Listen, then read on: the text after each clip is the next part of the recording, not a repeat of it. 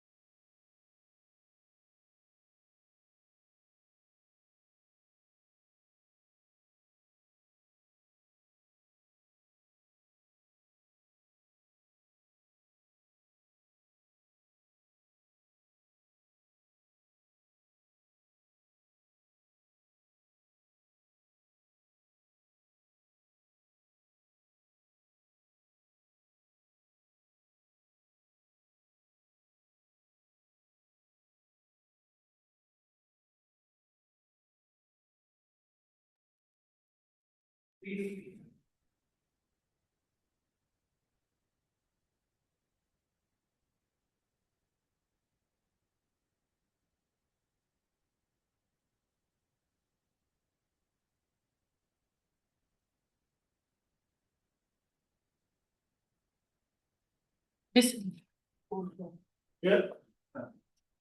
بسم الله الرحمن الرحيم. السلام عليكم ورحمة الله وبركاته. आप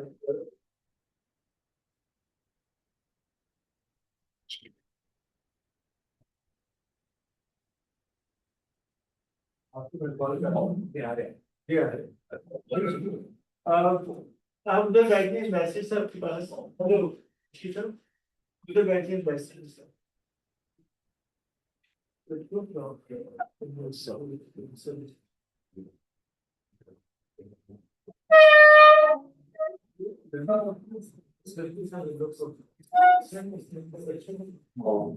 need in 5 minutes. Yes. Bismillahirrahmanirrahim. Assalamu alaikum warahmatullahi wabarakatuh. Distinguished guests, member of diplomatic corps, respected speakers, esteemed scholars, ladies and gentlemen, assalamu alaikum, and a very good morning to everyone. My name is Fatima Hassan Parezo. I'm Digital Diplomacy Program Officer at OIC Comstech. And it's my distinct honor to moderate today's proceedings. On behalf of OIC Comstech, allow me to welcome you all to today's conference held under the theme, Science Diplomacy in a Fragmented World, the role of science and communication in sustaining international dialogue. We sincerely appreciate your presence, whether in person or online. To commence this blessed gathering, we will begin with the recitation of the Holy Quran.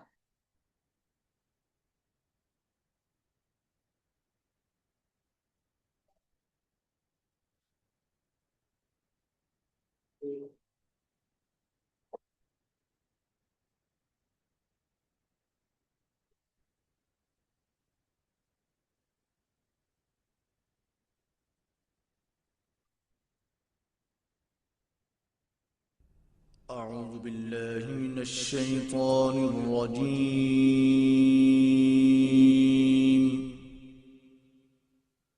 بسم الله الرحمن الرحيم. الرحمن علم القرآن خلق الإنسان علمه البيان.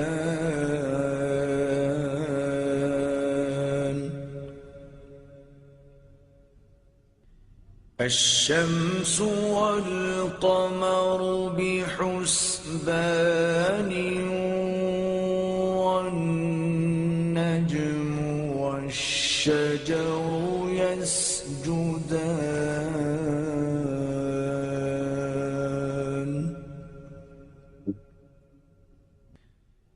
والسماء رفعها ووضع الميزان ألا تطغوا في الميزان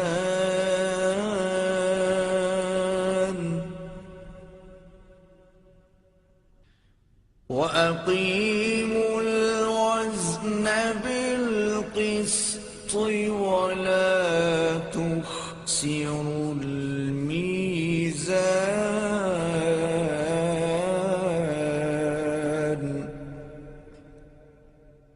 صدق الله العظيم.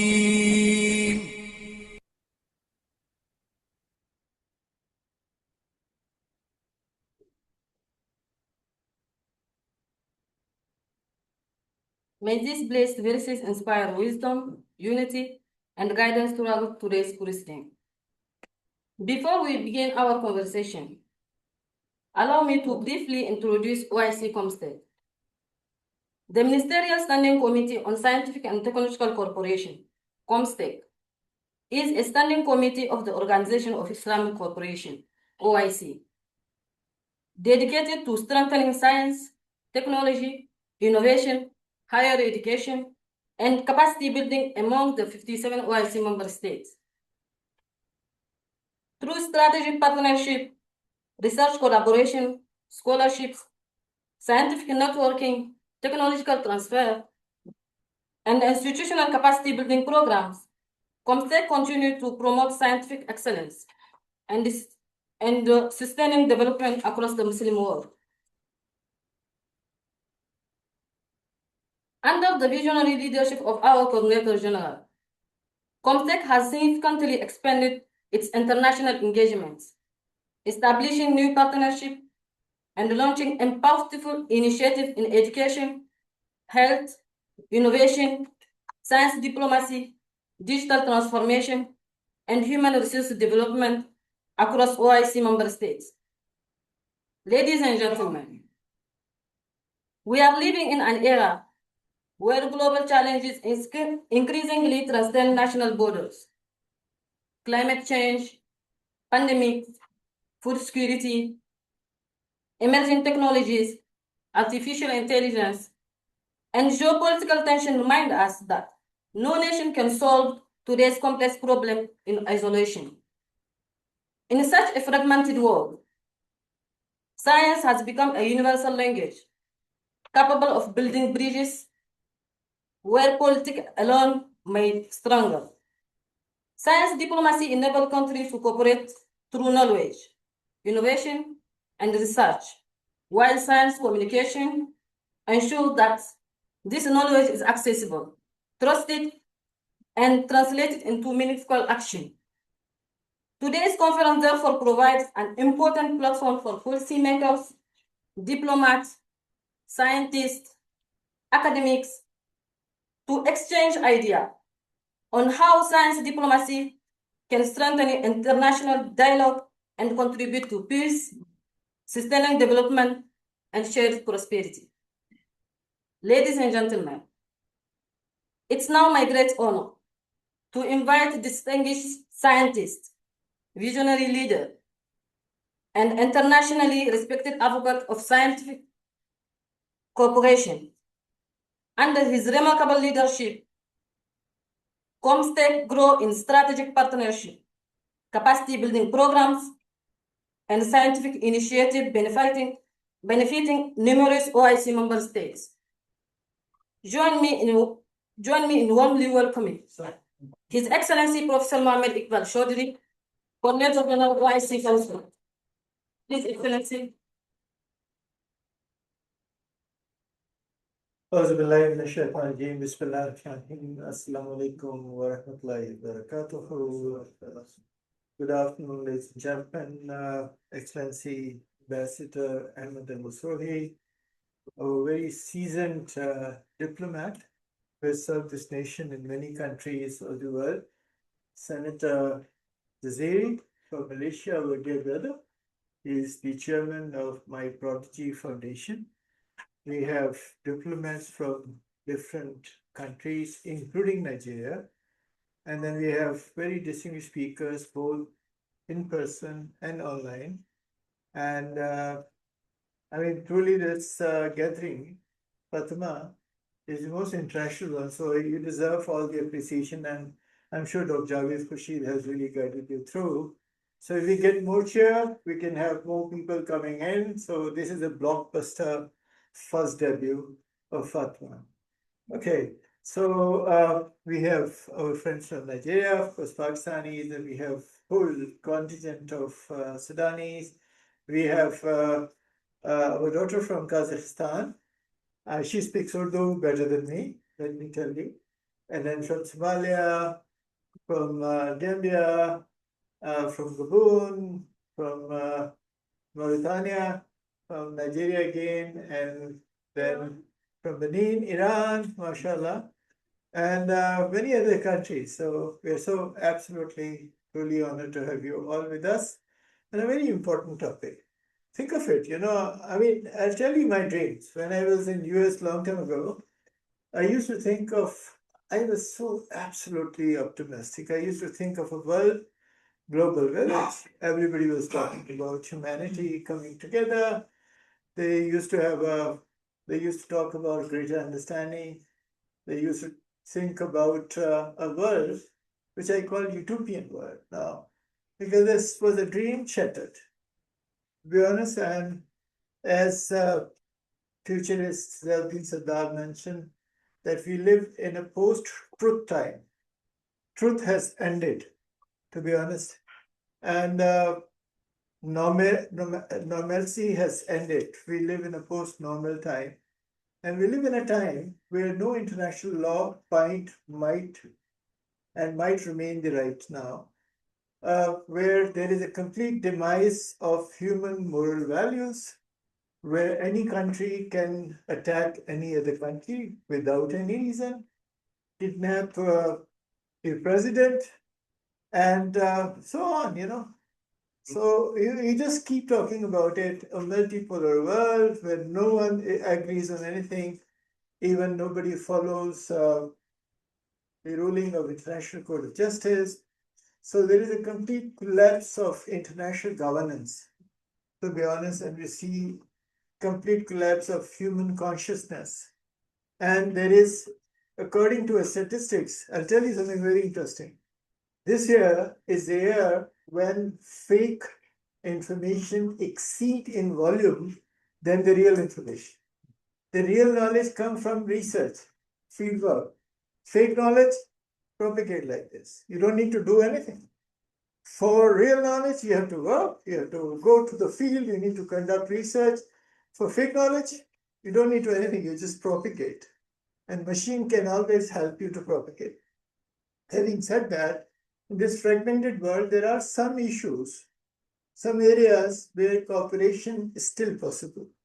And my dear brother ambassador, Ahmed Ali Swahi will talk about economic and science diplomacy nexus. We have to agree. If we don't, we vanish. That is climate change. We don't really work together despite all the ideological differences. If there is any ideology exist, I don't think there is any ideology exists. There is only opportunity exists, might is right. In this, away from all these political differences, we have to agree on climate change, that we have to work together. If we don't, we vanish. We have to agree that there is pandemics. One has passed, another is coming. All projections said there's going to be before 1930. And if we don't prepare ourselves, no one is safe. Now, where it is in Africa, it is going to spread all over the world. So pandemic preparedness in another area. So there are areas in which we have to work together. We are forced to work together.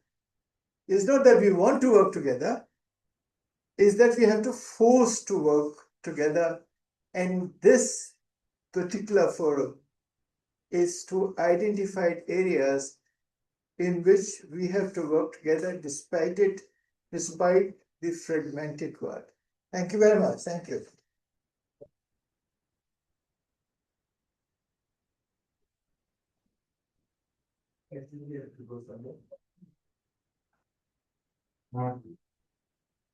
So my apologies, our brother will do the session.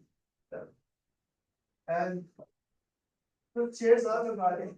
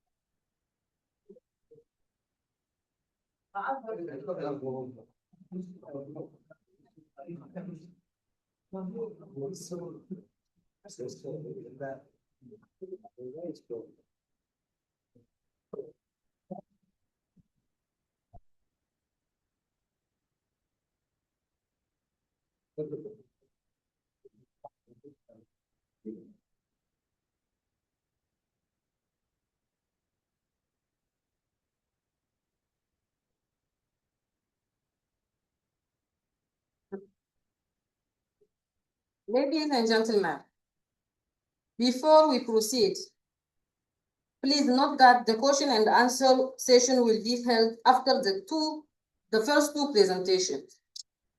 So I kindly invite all the participants to reserve the question and comments until that time. Thank you for your cooperation. We shall now continue with the first session of today's program. Ladies and gentlemen, our first speaker today brings valuable expertise from the field of diplomacy and public policy. It's my distinct pleasure to invite His Excellency Ambassador Ahmed Ali Sohi from the Ministry of Foreign Affairs of Pakistan to deliver his presentation entitled Nexus of Economic and Science Diplomacy. His Excellency, we are honored to have you with us. The floor is yours.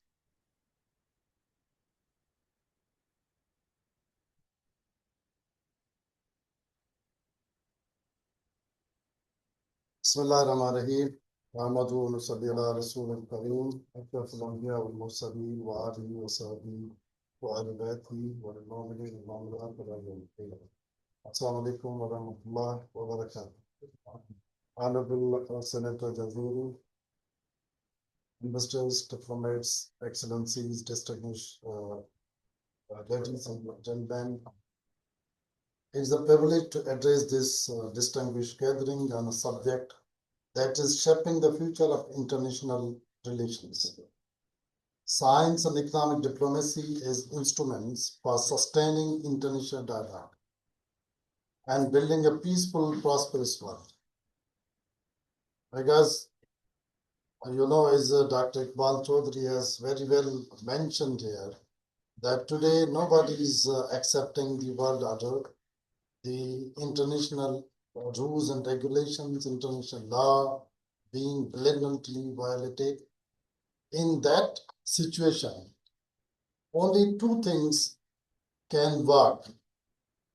Those are interaction between scientists and interaction between diplomats.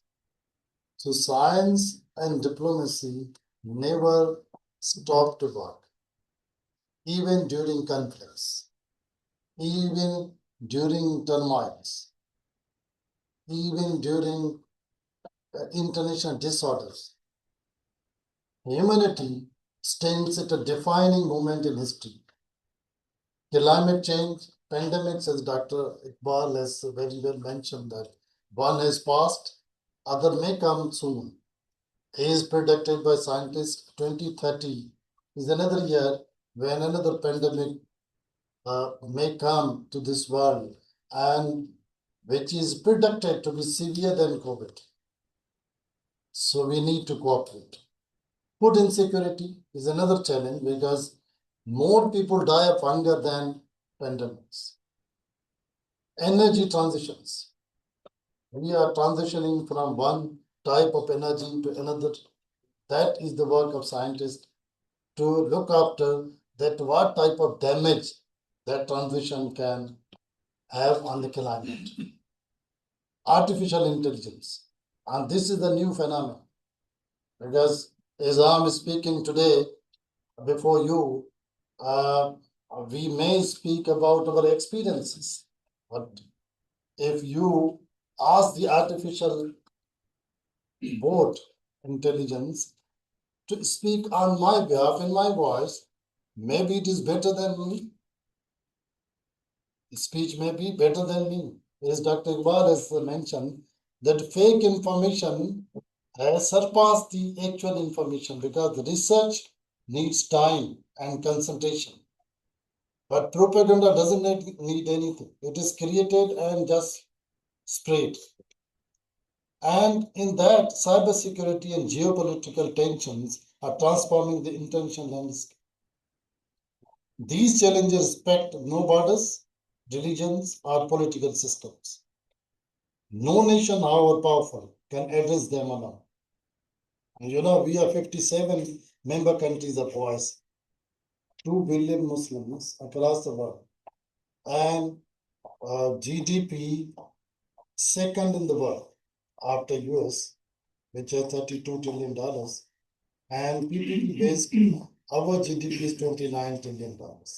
So we are just second, more than EU and other countries. So that is an opportunity.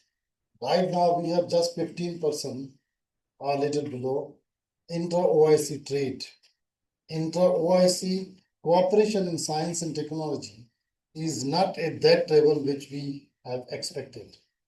So this is time to cooperate across the borders and ensure that this cooperation, this integration, this interaction continues to help each other, to complement each other.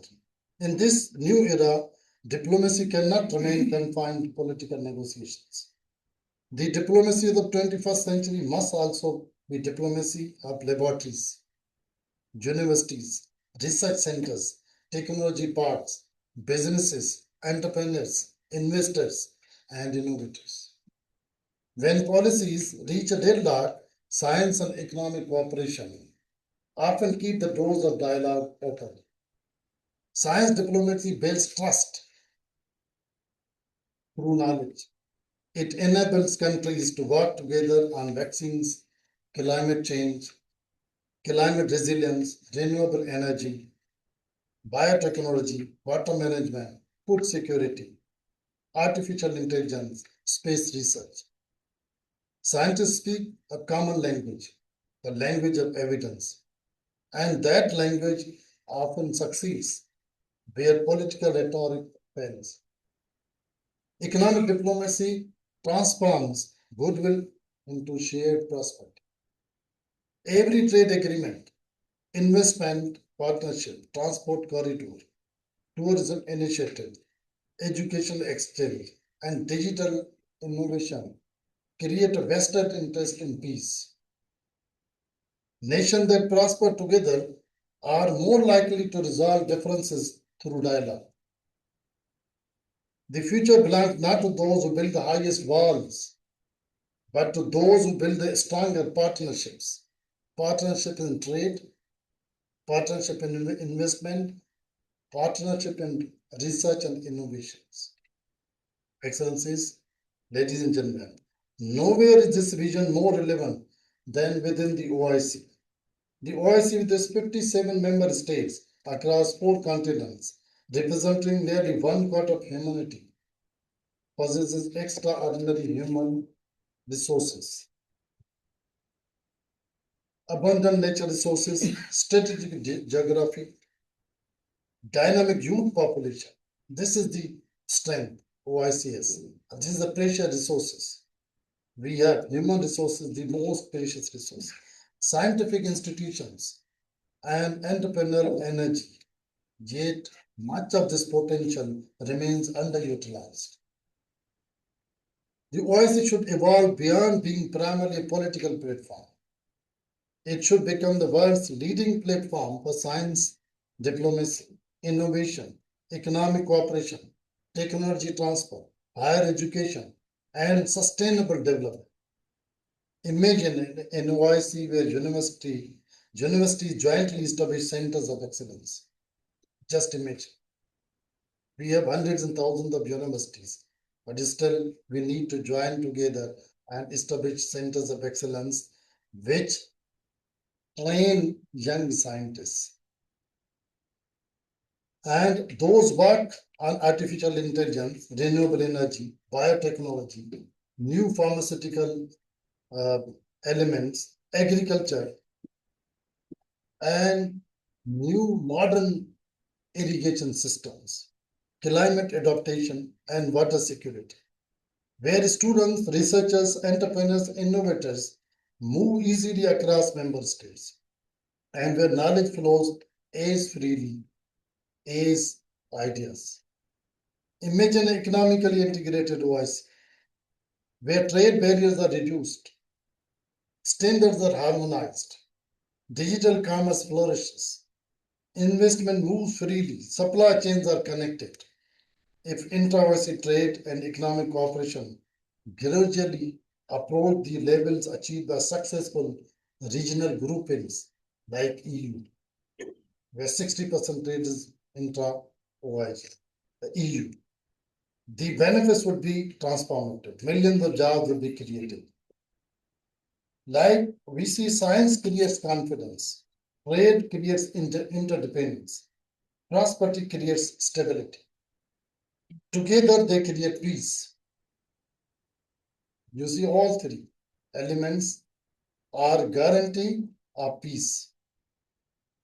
Science, what science?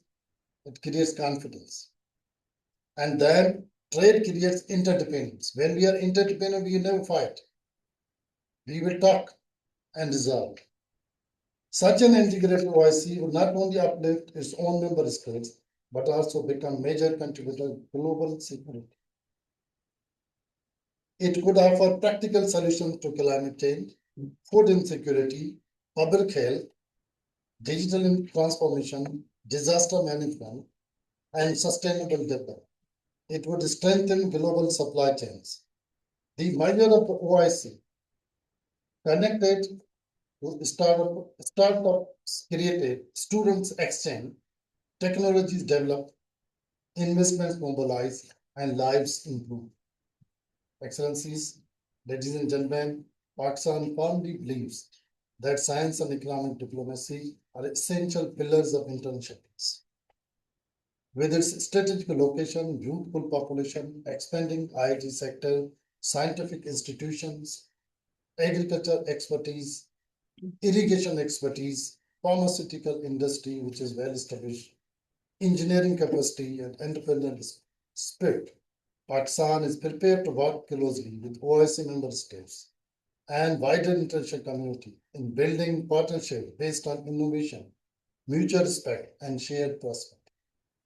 Together, we can establish centers of science, scientific excellence, strengthen digital economies, and create knowledge corridors, economic corridors, higher educational corridors, health corridors, and tourism partnerships, alliance of tourism, where our population can easily move from one country to other member country.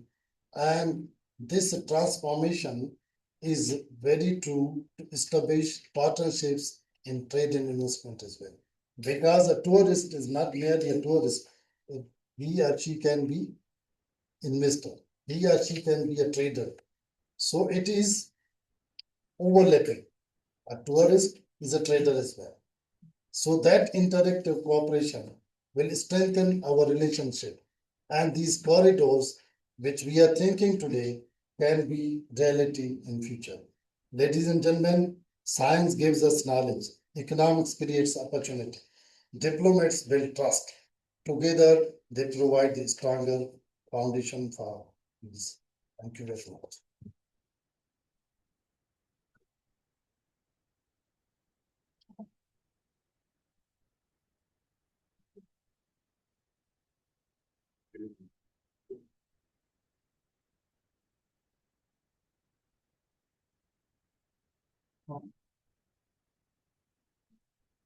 Thank you, Your Excellency, for an insightful presentation. Ladies and gentlemen, our next distinguished speaker brings extensive experience in international cooperation and regional development.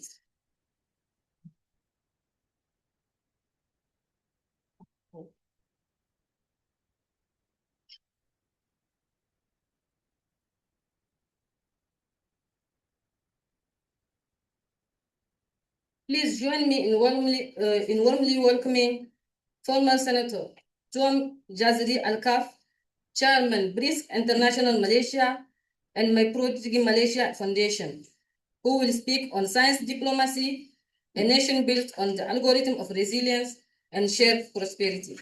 Senator Alfred, the floor is yours.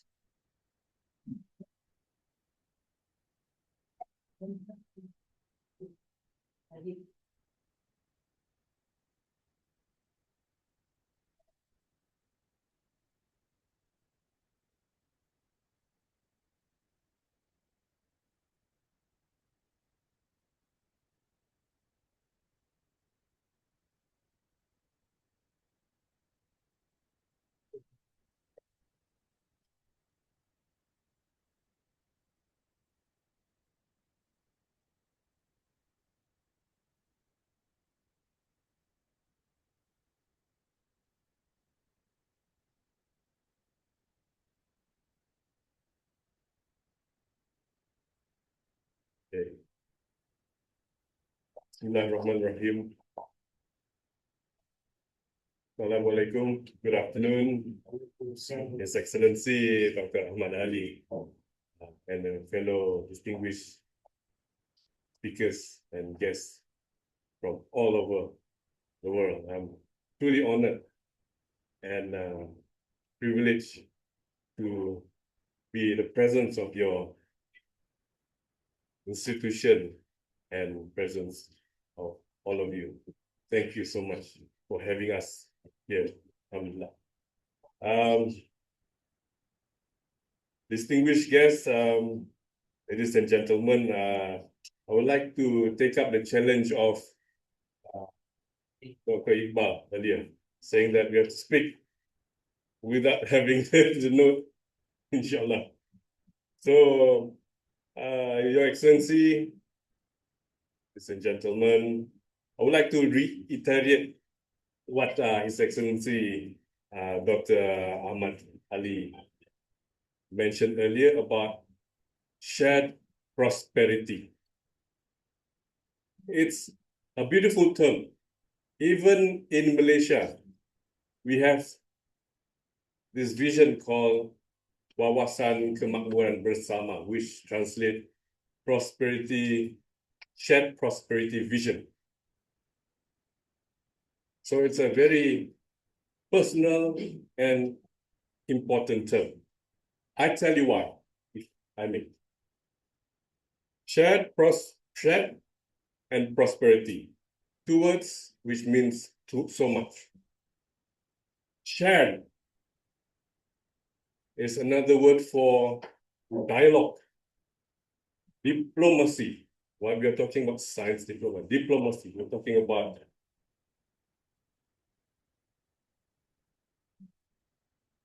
dialogue compared to confrontation, diplomacy. Prosperity comes from mutual understanding, mutual cooperation, mutual collaboration for the benefit for both parties. Comes from science.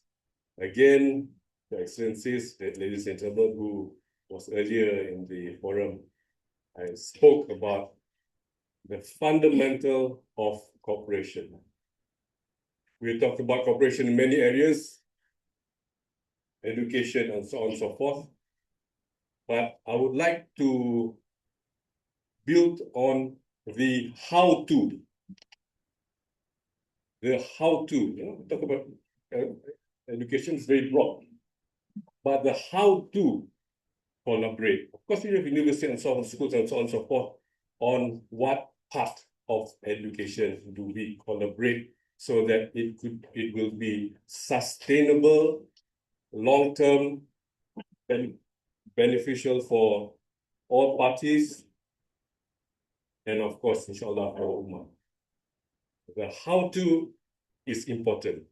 Why we do it, we know. It's for the ummah, for our nation, for OIC, for the betterment of the world. Of course, we know. But how-to is equally important. So I would propose, Your Excellencies, ladies and gentlemen, that we focus on a few key areas. Of course, the outcome of this collaboration is on science and technology. Yeah, what we're talking about now. science diplomacy, science and technology. At the end of it, we want to be empowered and have the prowess of science and technology in many sectors. AI, we're talking about AI this morning, about sustainability, about green agenda, about energy transition, as I mentioned many times. But what is the fundamental component of this collaboration? I'm interested in the how-to and empowering who that can bring us this transformation. How-to, the fundamentals of science, which I believe is STEM, which I again believe the building block is mathematics, empowering our education system on the basic of mathematics and science and physics will create more scientists, more innovators, more creators, more engineers, which is fundamental for the engine of growth for any society, for any nation, and for any regional development. Without that, we will be left behind. So now we know what to focus on and who should we focus towards. I cannot reiterate better that the next generation, our children, our youth, is the key driver in making changes, making transformational changes for the betterment of our nations and beyond. Okay? Empowering our next generation with the right skills of the future, which cannot run away from, again, back to mathematics and science, and having them grasp the power of mathematics and science so that they could become the next layer and next generation of creators, entrepreneurs, and so on and so forth. So it is important, ladies and gentlemen, that we provide solutions for these questions. I applaud OIC Comstech for Dr. Iqbal for having this dialogue. It is a very important dialogue. What is also important is what comes after this dialogue. What strategies are we lining? Are we creating? Are we crafting? Are we designing?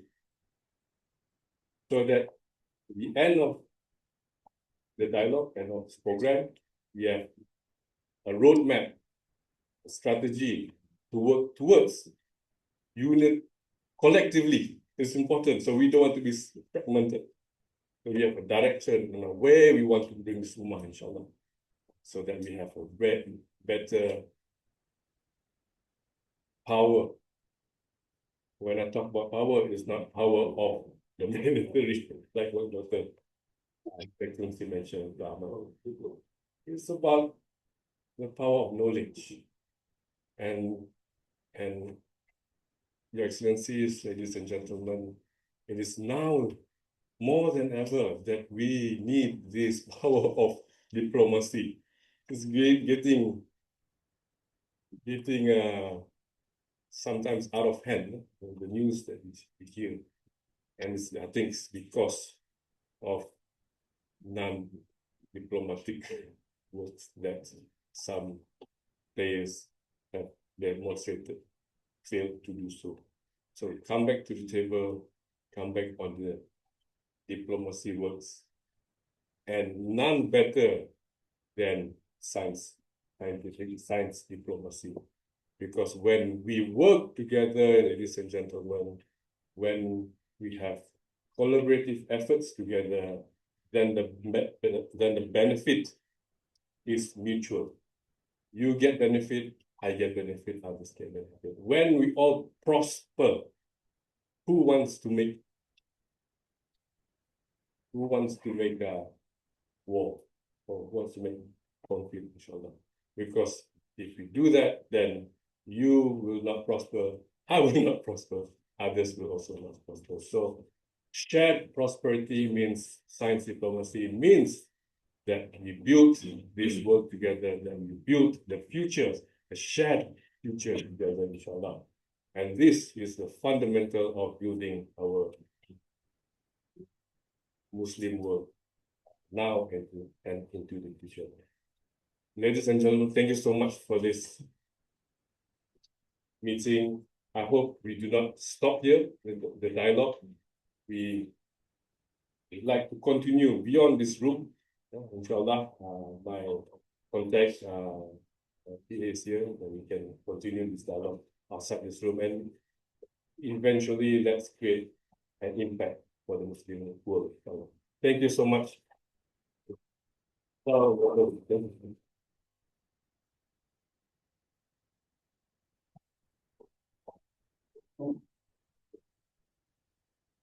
Thank you, Senator, for such an inspiring account.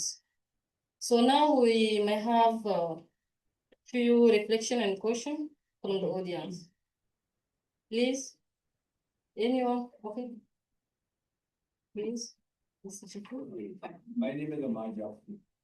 I'm at University Academy.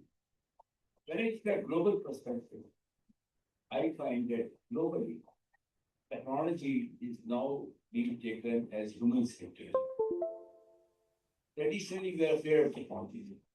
But when journalists speak talk about AI, some are afraid of AI because it will, according to them, it will replace the human beings. Not going to replace the human beings. Japan has started initiative Society 5.0, which prepared this society by accepting societies, accepting technology.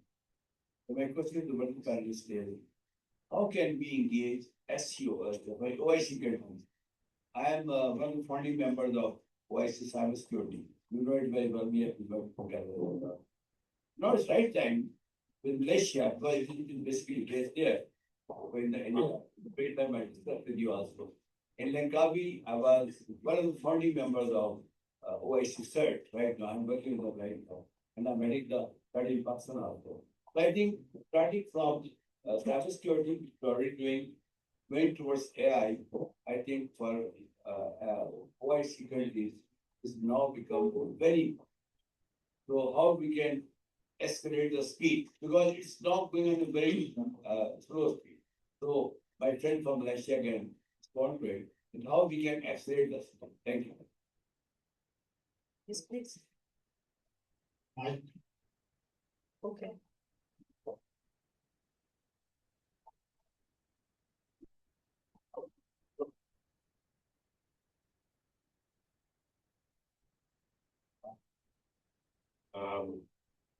I didn't get your name, so sorry.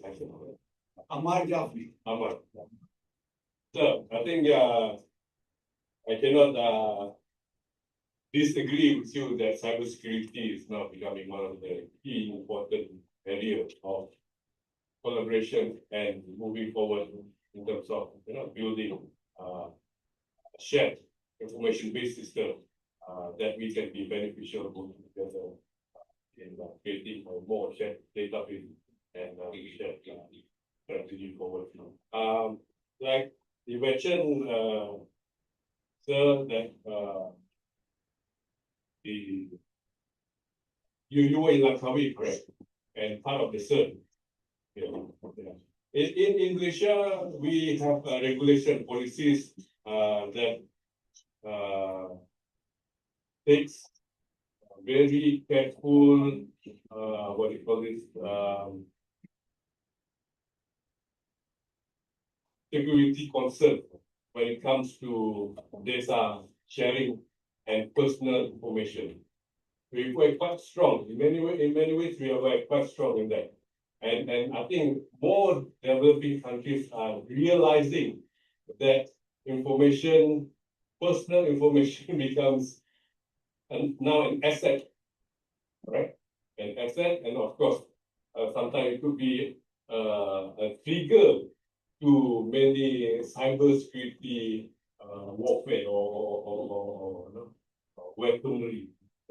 So I think in this developing work, OIC 15, Malaysia is part of OIC 15, right? So maybe those are the things those are the platforms that we believe that could be beneficial in sharing knowledge. I think it comes down to having access to this technology and how we can elevate countries who may need some expertise or some experience to build up this community.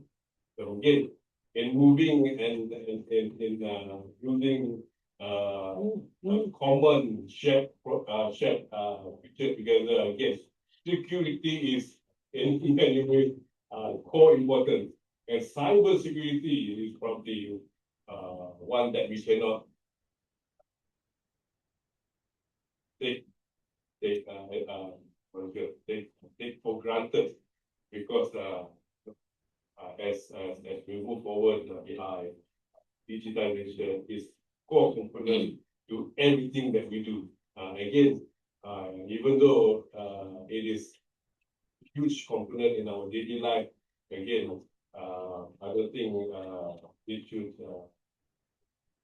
let us lead us rather than we use it as, again, a tool for communication. I think those are my take. Again, it's very important that you raise this issue. I think these are the issues of now and into the future, and if you get it right now, I think the speed of progress within this will be more secure and fast, inshallah. Thank you. Thank you for the question. Okay. Let me add one sentence that cybersecurity and artificial intelligence. This is time to cooperate in cybersecurity with Pakistan, OIC platform, and the secondly, artificial intelligence, that is say that it will overtake humans, it will never happen. But there's always opportunity to use it in negative terms. So that is required to have a framework, not to stop it. Stopping a technology means depriving your youth from benefiting. So we need to have a framework. Within framework, we allow everyone to prosper and do research and benefit from this. Okay, two more questions after which will be Tizan. This is Dr. I'm representing National Academy of Young Scientists. It's the network of scientists of Pakistan. This is the area of science and technology. There is a lot of discussion on promotion of science and technology and cooperation among the different countries to promote science and technology. We often discuss, as His Excellency mentioned, that we often have a lot of discussion on science diplomacy, but the title again once again says that science diplomacy in the fragmented world. Right now the world is even more fragmented, and especially we talk about the OIC countries. So what you also mentioned that there is also need that we should go for actions now. So what do you think? How we can have like more actions, and what could be like tangible solutions that we should move forward to promote science diplomacy on the OIC countries? Thank you very much for your very important feedback. OIC in its summit in 2005 decided to have an action program. And that action program was a 10-year action program. It has all those elements which you are talking about. But those actions, actually, we are not actualized even up to 30%. What we have projected, what the OIC summit decided in Makkah in 2005, that these things we will achieve in 10 years. After 21 years, we have not achieved it for 31% or 30%. Why it is happened? Because I have written a book. Its title is OIC, a sleeping giant. And why it is sleeping? It's because it is not realizing it is home. Where is the strength lies? The first and foremost I told in my speech also, human resource, youth. It is the base and nature resource. And then natural resources. All those major resources are available to us. Now, what is required to do to preserve those, utilize them, and to show the public that we frankly can prosper together. Out of 8 geographical choke points, OIC has 6, like Burmas. We have Malacca and Malaysia and Indonesia. So from Malacca, 30% of international trade is crossing. Air it is 20-25%. Carbon number, phosphorus, and all these things. So geographical choke points are your strength. For trade, we are talking about not for what. We are talking about trade. How can you use for trade? Then the precious elements which are used in technology. You have all those. For example, this lady is from Niger. Niger has uranium. Niger has platinum. Niger has gold. It has silver. And it has other, no one even, it has gold. So all these things, OIC countries have, but we are not exploiting. We exploit and utilize, allow our scientists to develop locally with mutual cooperation. We can prosper. Similarly, for example, Nigeria. Nigeria has 263 million acres for renewable water every year. And Nigeria has just 2,500 square kilometers under irrigation.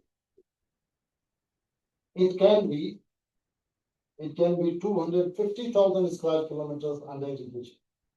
Now we have expertise in irrigation. Here's the water resource. We can support Nigeria to have irrigation resource and have food security. And Nigeria can be food basket of Africa. Similarly, we have a huge livestock in Africa. For example, again, I come back to Niger. Niger has a population of hardly 26 million, but they have 75 million cattle. Each person has 3 cattle, but there's no tannery and no even milk processing plant, no cheese plant. So all these things are available in Malaysia, in Indonesia, in Iran, in Turkey, in Middle East, and other countries. So why not we jointly develop and benefit out of it? So this is the answer, because we can go on and on. I can tell you that this is the potential which lies in Southeast Asia, which is in Central Asia, Middle East, and MENA region, and Central Africa, and so on and so forth. But it will be very long. We can have a private discussion and discuss all those opportunities. But these are the briefest things. Thank you very much, Fiza, the last intervention. Okay, please. Yeah, please. There's a very important questions. A few things that I would like to just share. One is actionable solution. We're looking for a solution which is actionable. Yeah. And usually, as you can see, sometimes we talk about complex issues that to run it create more complex barriers. So let's look into areas that can be easily be implemented. Cooperation is easier, the barriers lower, and we build upon that. So let's look into approach which are slightly outside of the box, and who's best to sometime find the solutions. Investments here, sometimes the younger generation. That's why I believe in the younger generation, the youth, to empower them. Again, that's number one. Number two is how fast we want to change, the speed of change. Sometimes the younger generation are more mobile, they're more agile, they're more connected, they're more savvy, which helps speed up the process of information exchange, collaboration, and so on and so forth. Having them on board on many levels will empower them, building them up, having them be part of our work. And I think we will see more change here and have them on board. Third one is again coming back to mathematics residency. When I talk about mathematics, it's not about it's not about numbers. What mathematics does is finding solutions. How an equation, we do an equation because we want to find a solution to it. That is the fundamental of mathematics, finding ways to have an effective solution. And if you go into a more complex mathematics, it's only many ways of finding solutions. So that's why I think coming back to how to mathematics fundamental, we're not just looking for numbers, we're looking for finding solution, creative solution finding. Inshallah. Thanks so much. Our last intervention and we will continue. Okay. Good afternoon, Assalamu alaikum. My name is Professor Khan. I'm a language teacher and interpreter, and I'm also for recommendations, and I look forward to becoming a diplomat in the future. And I have studied about science diplomacy, technologies, transportation, and AI especially. And my professors, they told us how it can be used, just like Excellency, you have mentioned that a technology can be used to fill the gaps that we have. But my professors also told me that technologies can also cause harm. For example, AI, if it is used not in the right manner, it can actually create more problems. For example, Israel is using AI technology in its genocide in Gaza, like GoDaddy, Where's Daddy, and other technology where it is creating more problems, which is against the spirit of diplomacy. So my question is, what can, as the states, as individuals, what can we do to make sure that science is being used to advance prosperity and not being used against the spirit of diplomacy? Thank you.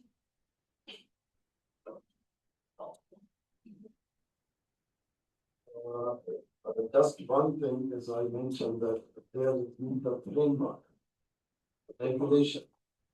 It is to be regulated. Unregulated and free for all will have a problem and chaos in the society. But first and foremost is that, and governments are working at it too. Thank you so much. It was a good question, but I think in my lecture, I will be answering that how you can deal with it and what type of processes you should apply to have a basic science policies and science policy innovation. So I will deal with it. Thank you. Thank you. Okay. If I may share with you my thoughts.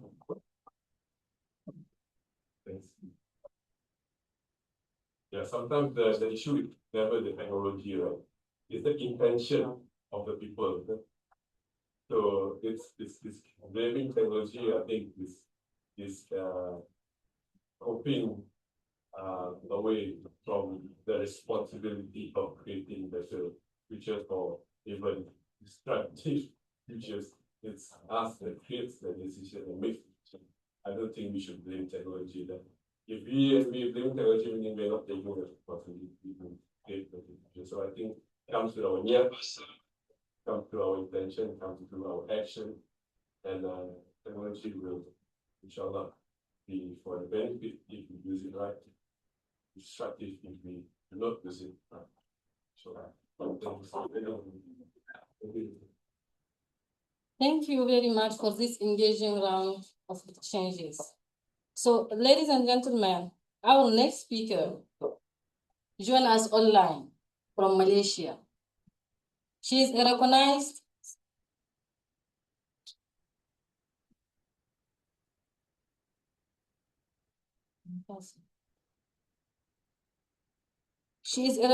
science communicator and a leading advocate for strengthening public understanding of science. It's my pleasure to welcome, joining us virtually, Dr. Mahalachuri Arjuna, Executive Director, Malaysian Biotechnology Information Center, who will present on science communication, the prerequisites for science diplomacy. Dr. Arjunan, thank you for making the time to join us. The virtual floor is yours. Thank you so much, moderator, and thank you for inviting me here for this very important topic, science communication, which is always very close to my heart. I'll tell you why, because I feel that is the media, the tool, the gel that connects the entire value chain. And in a bit, I will tell you how. And I see that the previous speakers spoke about what are the issues globally or national issues. And I think science communication is a tool that can help with that. Now, I must say that there are certain things that either from the room, comstech venue, or from online participants, it's a bit difficult to hear. But so I hope if there are questions, maybe we can put it on chat so it is very clear. So with that, now, before I go deeper into this, I think there is a misconception about science communication among scientists, especially because a lot of times science communication is seen as scientific communication. Scientists feel that when they go for conferences in their field and when they present their outcomes, their research, that's already science communication. But that is actually scientific communication. That is engaging with experts in our own field. So we speak the language that the others understand. We get excited.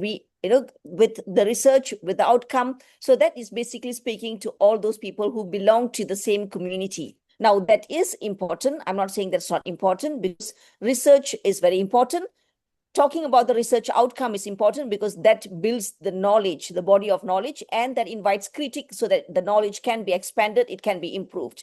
But science communication itself is engaging non-technical audience on scientific topics, science topics. And the reason is to raise science literacy. I'll also tell you why raising science literacy or acceptance of science is important. And that also talks about science licensing. Now, who approves scientific new methods or new technologies, new products for the public to use? It's the government agencies, relevant government agencies. I heard about cybersecurity. Who develops and approves that? That is the agencies relevant. But social sciencing is approval of new technologies, new products, new services by the public. No matter if the approval already comes from the agencies, if the public do not comply, if the public do not approve it, even something that's approved is going to be shelved. It's not going to come down, trickle to the public. So social licensing is very important. And this is where science communication comes in.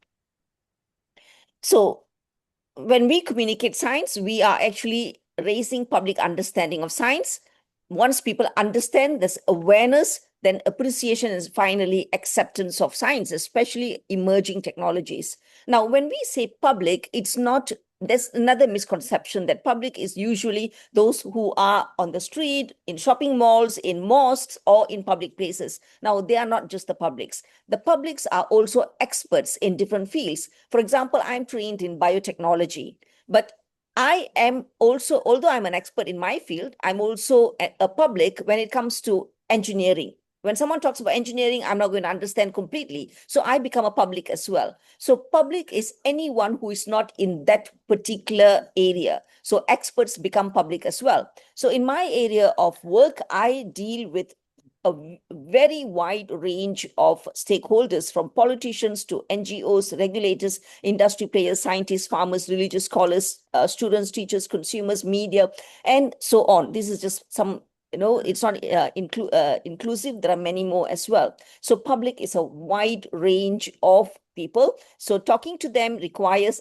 customizing our messaging, repackaging our messaging, using different techniques, different tools for different people. So that, I can go on with that, but given the limited time, I'm just going to tell you that science communication is not a routine job. Every time you talk to a new audience, you need to repackage. You need to use different examples. The message is the same, but the way we present it is different. So why communicate science? Now, this is where, when I left my scientific job and then came to science communication, and I saw the fragmented, this is the word used in this seminar, the fragmented value chain, supply chain. People are not talking to each other. One sector do not understand the other sector. One stakeholder do not understand the other stakeholder, and there is disagreement. Now, this is where science communication comes in. So what happens in the lab finally reaches the audience for whom it is intended for. So when there is an ideation, if I have a great idea in biotechnology, I can't bring it to commercialization myself. I need to pitch so that I get institutional support. I need to pitch so that I get donors and invest in donors. So I need to write grants. That itself is science communication. Then I can do a very good research and come up with a technology. For example, gene therapy, nuclear technology, or genetic gene editing. Now, if the government does not approve it, if the government does not have enabling policies and regulations, my technology is not going to see the light of the day. It's going to be in research journals or shelved in my technology transfer office in my university, for example. So that requires science communication. Now, the government has already approved. Approval and adoption are two different things. It's approved, but it's not adopted. Why? Because there's no investors to upscale it for commercial level, or the activism is very high. That, for example, people don't want nuclear technology, nuclear power, nuclear energy. So this also hinders investment from coming in because the public do not want it. So that requires science communication as well, communicating to different stakeholders. And then when all those things happen, we need collaboration. There's no one scientist, one institute that can do everything. We need collaboration with different departments, different institutes, and even with industry. So collaboration, how do I get someone excited to work with me? So that's also science communication. And then comes risk. Every technology has got a risk. And when people hear about risk, the unknown, then the fear, the concern raises. The trust becomes lower. This is where risk communication comes in. And this is really a very challenging type of science communication. So how do we communicate again so that we speak about the risk, but without exaggerating it and with balancing it with the benefits and telling people why we still need it. There is a risk. Does not mean we stop work, but we try to mitigate the risk. But that requires science communication as well. Finally, when everything is okay, when it reaches the market, then we need to create awareness. Why this new technology? Why this new vaccine? Now there is a vaccine created completely by AI with multiple receptors where it is very broad spectrum vaccine, which works for different viruses. Now, how do we tell the public that this vaccine is safe? So we need public awareness and acceptance. So you see all these, the whole value chain. This is actually a simplified value chain, but this entire thing requires a lot of communication about different things at different stages to different stakeholders, meaning different languages will be used, different tools will be used at different stages, different examples will be used, different style, different tone will be used. And this is what makes science communication complex, at the same time, very exciting. Now, this is just research. But today we are also talking about science diplomacy, which itself is a big area. So science diplomacy, when we are not working within our country, but cross-border, and there are issues, cross-border issues. There are multilateral research like Atomic Institute, International Space Station. It doesn't belong to one country. Antarctic, the telescope, James Webb telescope. So multiple countries are involved. And how do we communicate? Because everyone has got their own agenda. Everyone has got their own priority. Everyone has got their own limitations. How do we communicate in that environment? So that is important as well. Now, so for example, if anyone has gone for any international treaties, agreements, protocol, conventions, then you will see this is what you see. And these areas, this is a very hostile environment where imagine 100 over countries coming together. Everyone want the language in that document to be framed for their interest. And how do we have consensus? And this goes by consensus. Even if one country disagrees, the document cannot be finalized. So how do we communicate here while not burning bridges, while not destroying relationships, but at the same time taking care of the interest of our country or our region? So this is what happens in Convention on Biological Diversity, in the COP meetings, and many other international conventions.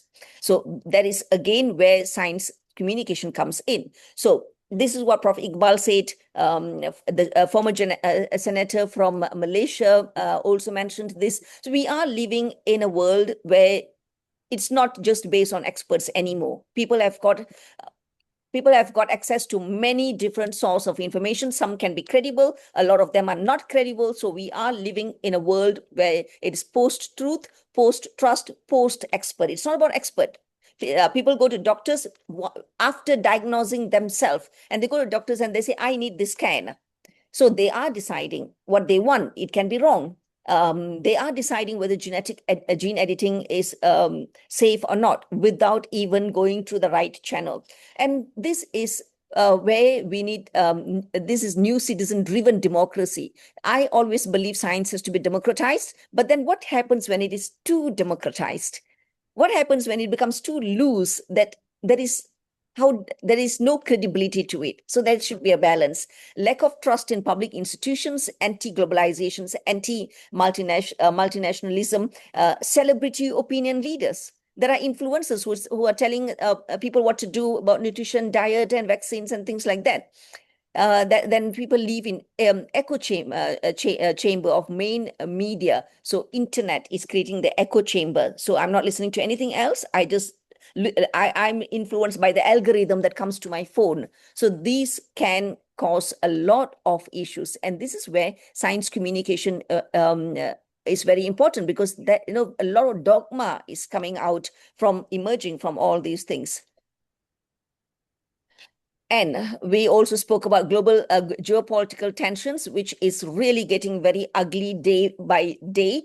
And how do we use science so that we can sort of fizzle out this geopolitical tension? And science can play a big role as well in many ways. One is, how can we, especially we as developing nations, how can we be self-sufficient when it comes to technology? So when geopolitical tensions happen, we are not at the mercy of the superpowers. We have our own technology. We have our own products. So how can we do that? And the other area where science can help is using science as a soft power to build relationships. So this is also, where science and science communication comes in. So why communicate science within a country?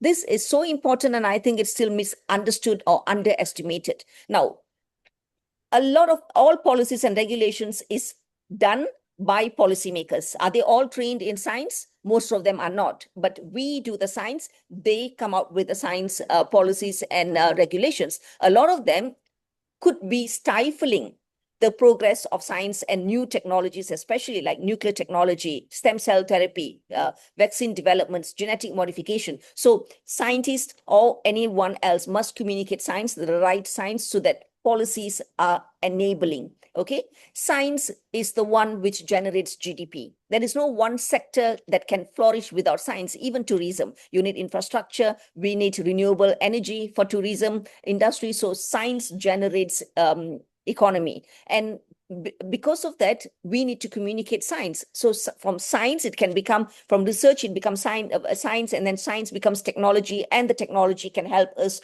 to generate GDP.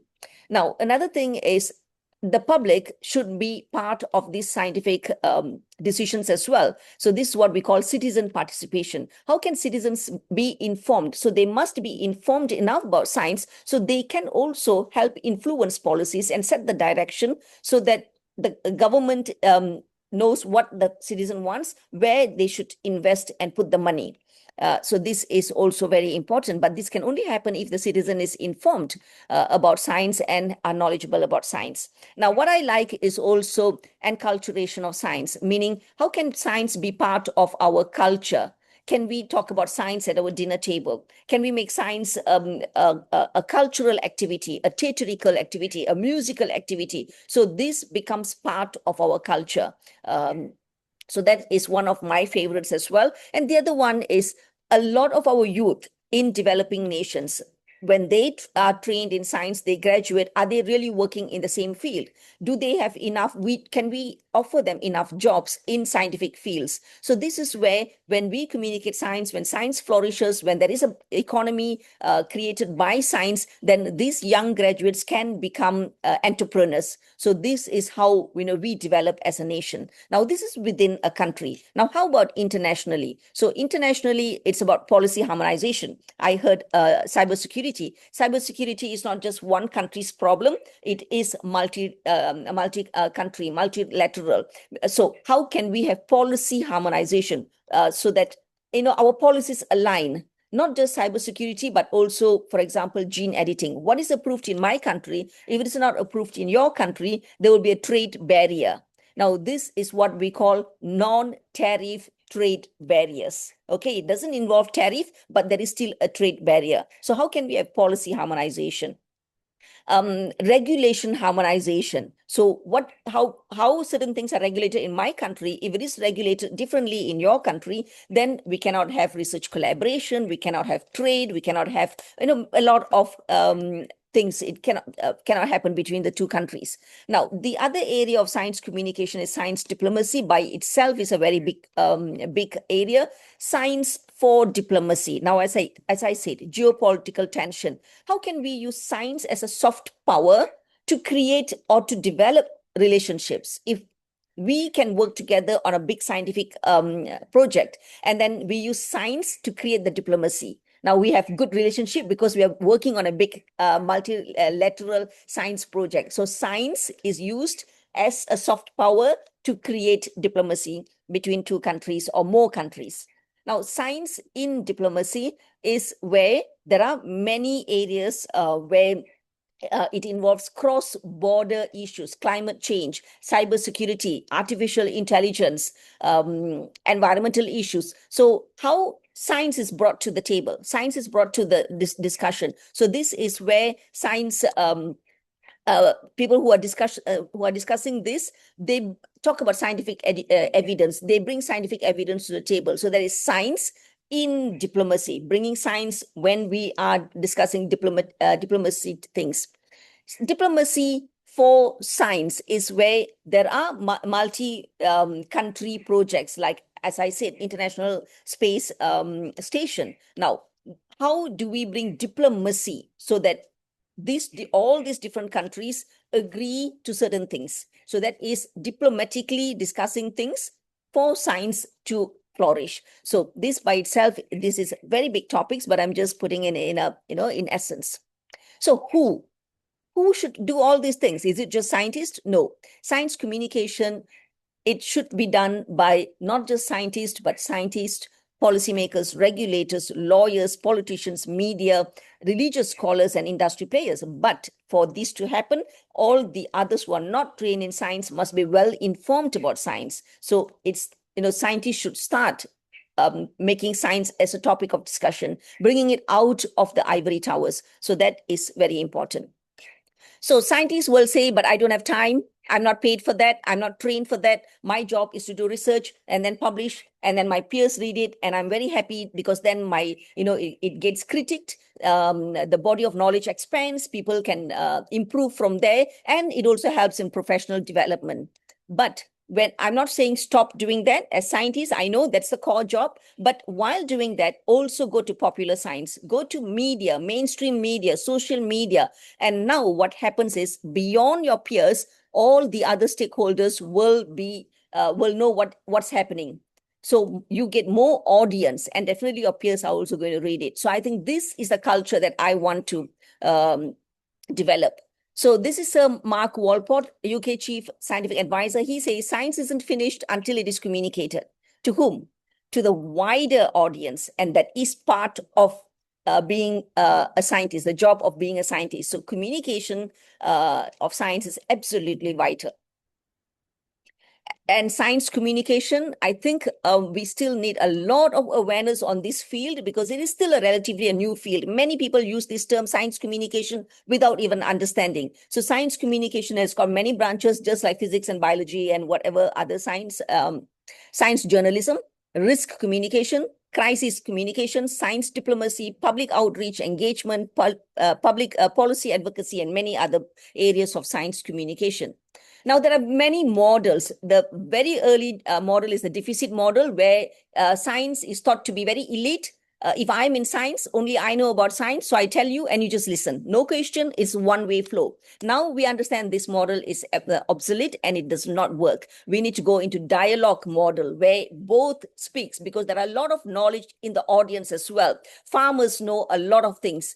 Indigenous knowledge, indigenous people know a lot of things. So we need to have a dialogue, and people must be able to give their opinion, ask questions, so that both can meet at a meeting point. And then there's participative a model where, it's almost like the scientists, the lay people also participate and set the agenda. And the other more extreme one is lay expert, where the lay people is acknowledged as experts as well. To me, this is a bit dangerous, because when we go very much into complete democratizing of science, it can create non-credible people talking about science. It can create a lot of misinformation or even disinformation. So for me, as a science communicator, I would go for dialogue model, but again, based on situation and the audience, I will take some approach from different models as well. So all these requires a lot of training in science communication. So effective communication requires hooks, analogies, metaphors, humanizing, storytelling, which all requires another big lecture. I'm not going to go into it. But then now from this afternoon, we have heard all the issues, the problem statement, but science communication is important, but what do we do now? We cannot keep saying science communication is important and not taking action, at least at the national level. Now, to me, this is my wish list. We should establish science communication office in all universities and research institutes. It's completely different from a PR office. This is where these science communicators help scientists to communicate science, communicate research. Introduce science communication modules in all STEM programs, whether it is biotechnology, pharmacy, engineering. So they must take at least one science communication module before they graduate from their science degree. So when they come out, they can communicate science. Include lay person abstract in all journals. We all know we have abstracts in our journal papers, 250 words or less. But how about another abstract with lay person abstract, meaning if a policymaker picks it up, they understand the journal paper. Allocate small percentage of grant for science communication. So if I get $1 million, for example, to do my research, maybe 5% of that must be allocated to communicate what I'm doing, the outcome, the research, because at the end of the day, it is the public money. Capacity building on science communication, we need more training. We need more science communicators. And that is why under Comstech, I think it was 2023, I helped to establish the Science Communication Advisory Committee. It is now still functioning as with Dr. Prof. Jawid as the person in charge. Now, what am I doing in Malaysia right now? I am establishing National Science Communicators Association. So this is going to be registered very soon. We have already done all the work. We have got the constitution for this association. So maybe other countries can follow as well. And a lot of students, Malaysian students, school students do innovation. They take part in innovation competitions, and then they go overseas. They win awards, but it's not documented. So I'm also trying to come up with a journal where school students can write a very short article, but using a template of a journal article, so we can teach them scientific thinking, scientific writing, and systematic way of thinking, how scientists think. And I'm trying to establish a journal for that as well. So this is what I'm already doing. So I think all of us in different countries, we must not just keep saying that science communication is important at this time and age, but can we start taking a small action? Can we start establishing small things towards science communication? So that is, and I think to do all these things, a national science communication policy and strategy as an umbrella, overarching policy will be helpful so that everything falls into place. So those who tell the stories rule the society. And for me, let the scientists rule the society. We have enough politicians, or we have enough science, social media influencers. Now I think it's about time for scientists to rule the society. So with that, thank you so much. I will leave my email address, and you can check me on LinkedIn for any collaboration. Thank you so much. Thank you, Maha.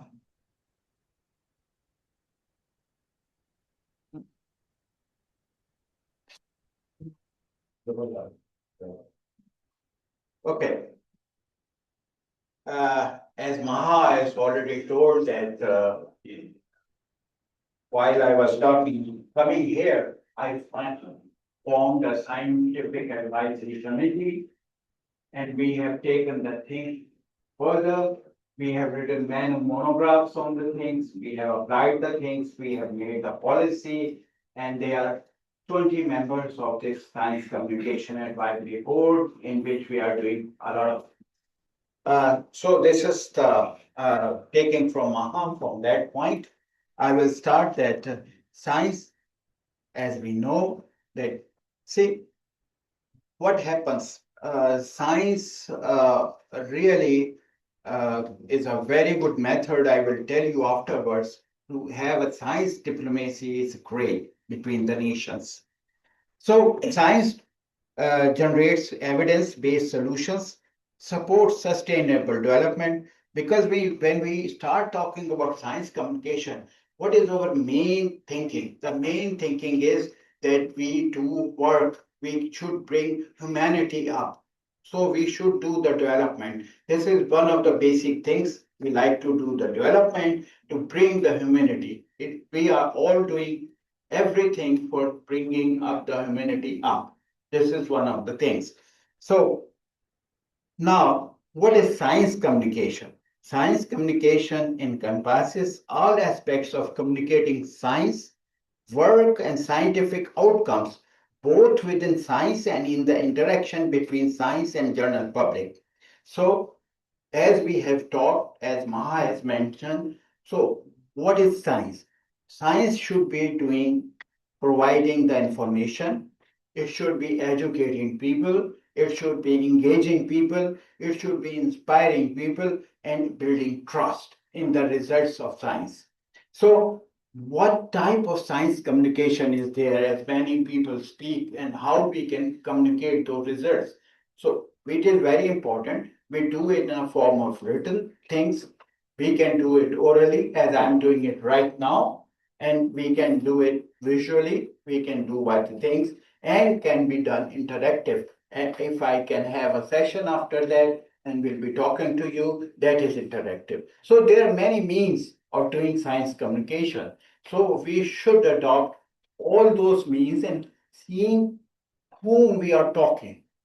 The means depends on that. If a scientist is talking to a scientist, then the thinking is very different. If a scientist is talking to the public, it is very different. If a scientist is talking to the youth, it is very different. So we keep in mind that whom we are talking. Then knowledge gains its true value not when it is possessed, but when it is communicated, when it is shared, understood, and transformed into dialogue for application. So, one model is that scientists can speak directly to the public, but sometimes I said that is very difficult when a scientist talks to the public because I have to change my language, the language that can be understood by the public. So, it is easy if a scientist talks to a person or to a media person who are engaged with the society and to make them engage in your discussion, to make them understand what you're talking, and so they can participate in the discussion, co creation, and dialogue. Science communication is now a commodity which is, I won't say nice to have, but it is must to have. So we must use science communication to reach the results and benefits. But as Sulair Saab has already talked and he talked about the things. When we talk about science communication, it must be responsible that we are conveying the exact results to the general public. It should be reliable. They should know that whatever we are saying, whatever a scientist is saying, it is very reliable information and it should be effective to give the results and informative what they have done. Because see, when we talk about different topics, climate and all these things will come up. Transparent and inclusive. So why trust matters? Public confidence in science is very essential. Acceptance of scientific advisories are very essential. Technology adaptation is when you develop trust. See, crisis management, it is all trust. Social cohesion, when you have trust, then you can have the social cohesion. So, trust is the currency of science. Trust is the bridge between knowledge and action. Without it, even the strongest evidence may fail to move the society. Then, major challenges. We have some major challenges that we cannot differentiate between the fake news and the exact news. So disinformation is there, social media manipulation is there, scientific complexity has to be cleared, political polarization is there, declining trust in institutions are there. So we have to control to develop the public trust. Where political dialogues reaches its limits, science can open another door. What is that door? That is why, what is science diplomacy? Science diplomacy is scientific teamwork between nations can solve human problems and improve international relationships. Nations and cultures have long built relationships based on science. But the modern era of science diplomacy emerged in the later half of 20th century when the United States used scientific research to build a better relationship with China and Soviet Union. Maha has given many examples, and she talked about nuclear diplomacy. See, I can give you an example that initially 1945 we used the atomic bomb, and after that, the United States thought that okay, it is a very bad results and so many people died. So they started science diplomacy. What they did in the UN, they formed an agency, an organization, which is International Atomic Energy Agency, and they started diplomacy. Then you can see many examples. I will give you those examples. So science diplomacy can be done in three ways. It can be science in diplomacy, how it can carry the diplomacy, then diplomacy for science, then you do diplomacy to carry the scientific results. Then again, science for diplomacy, science cooperation serves as a bridge for strengthened international relations. So you do science diplomacy to strengthen your relations between the institutes. Then science diplomacy can be why it is useful.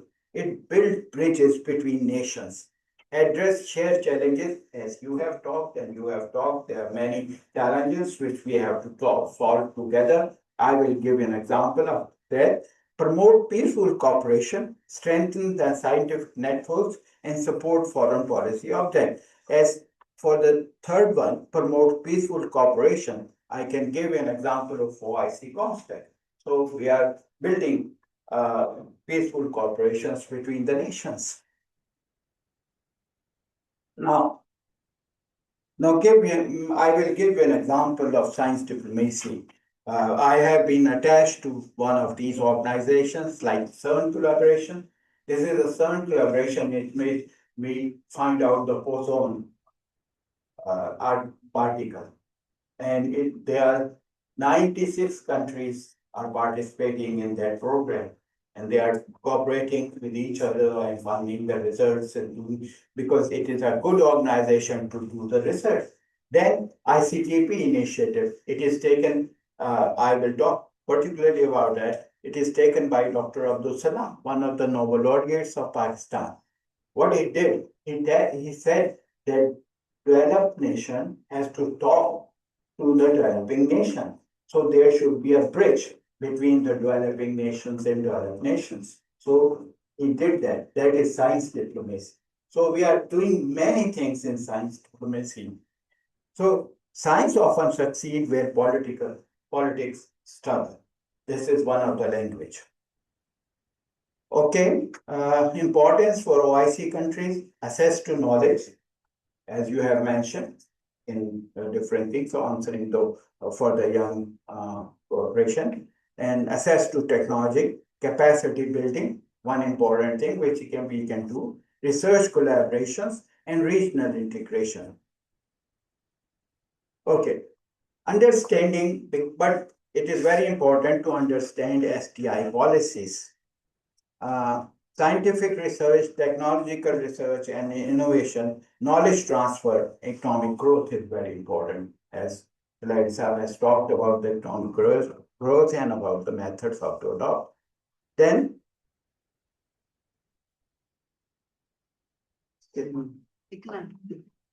okay, so okay. So science policy, society interface is very important. How it can be done? Now we have a politician here, so scientists can talk to the policymakers, so they can convey their message to the policy makers. So this is science communication, because scientists tell them that what achievement they can make if they apply these scientific findings.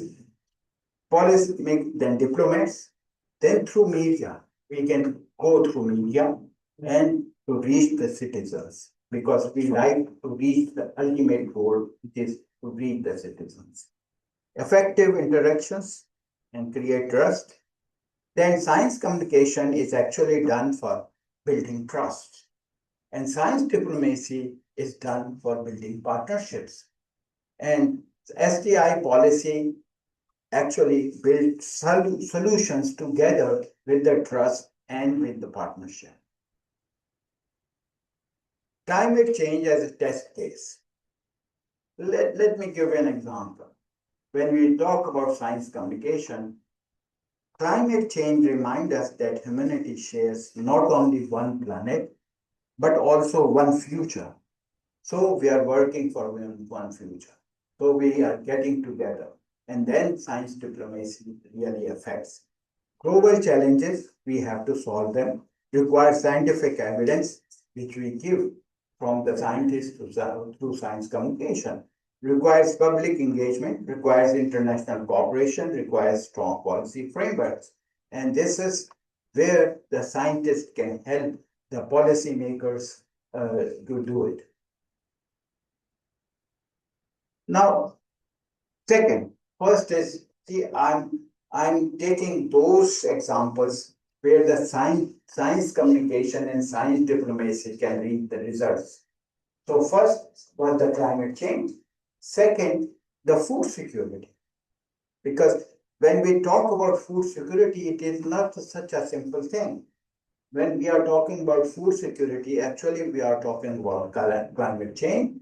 Actually, we are talking about biotechnology, developing new crops with the new yielding capacities, resistance to the climate change and things like that. So there are many things which scientists convey for the general public, and they help in food security, climate change, and sustainable agriculture. So the key issues in the agriculture and food security are population growth, climate impacts, water scarcity, agriculture innovation, and resilient food system, which we develop by the radiation technology or genetic technology. Now, another thing we have seen in the health that lesson we have learned from COVID-19, importance of trust, because we have seen when some countries conveyed that what are the findings. So if we trusted them, we applied. If we didn't trust it, then we didn't apply. So trust is very important.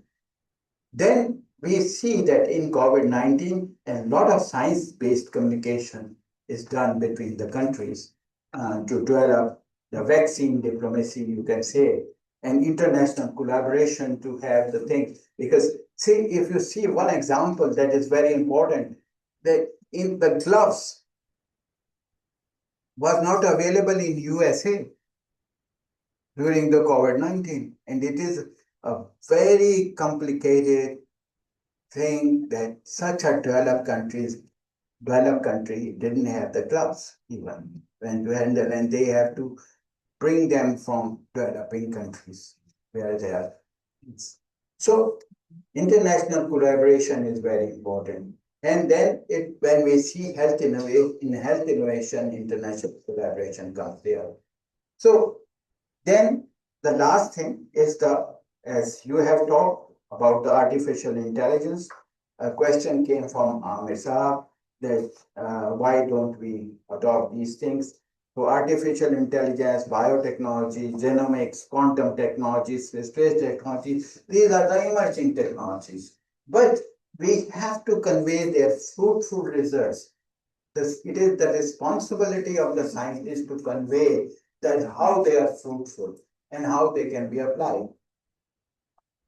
Then OIC countries and STI cooperation is very essential. We have a shared challenges like food security, climate change, health, education, innovation gaps. Shared opportunities are there that we can have scientific collaboration, youth engagement as one question came there, South and South cooperation, which is very essential. So all these three things, by the three things, we can reach the food security, climate change, health. But this is also all I'm talking about in science communication and science diplomacy. Then comstech role, what we are doing. We are the key contributor to the STI Policy Research Center, which we have here. Then we have a very complete programs of science communication program of which Maha was talking, and she has given an example. She is one of the member with me, and I'm regulating that organization. Then capacity building is very important. Also, you have pointed out OIC 15. OIC 15 also handled by Dr. Mudassir here.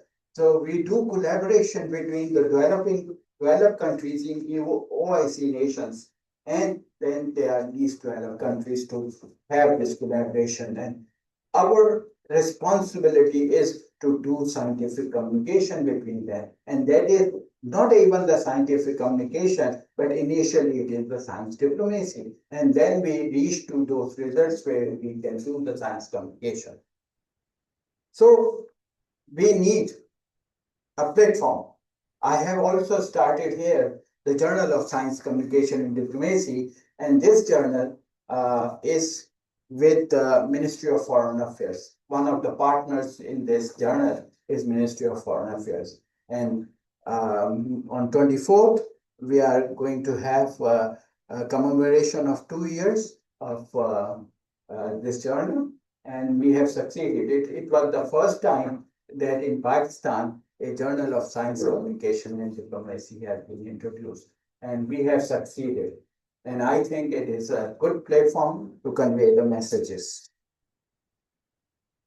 Now, in the last, I will say that I have few recommendations and a way forward to that we should institutionalize science advice mechanism, strengthen science communication capacities, mainstream science diplomacy training, invest the STI ecosystem, promote youth engagement, enhance cooperation, foster trust through transparency. Okay, in conclusion,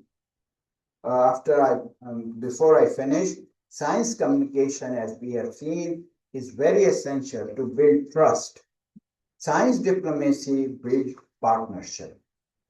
And STI policy builds sustainable future. So these three things, when they go together, they create the impression, they create the results. Whatever we are going to achieve, we have those three things together, we can achieve it. So I am also looking after STI policy center here in comstech. So I am combining those there together. So together they enable dialogue in a fragmented world. So what we can do in this world, science remains a common language, you will say. Not because it erases our differences, but because it gives us a shared way to understand our challenges and imagine our common future. So initially, I said in the beginning, what we are doing, we are going for a common future. We are doing it for the humanity. That is our common future. And for that purpose, SDG 17s are there, SDG 18s are there, as Mr. Amir talked about the cyber security, all these things come in the emergency. But what we like to have the betterment of our humanity. And that, for that, we will say that science remains a common language. Thank you so much.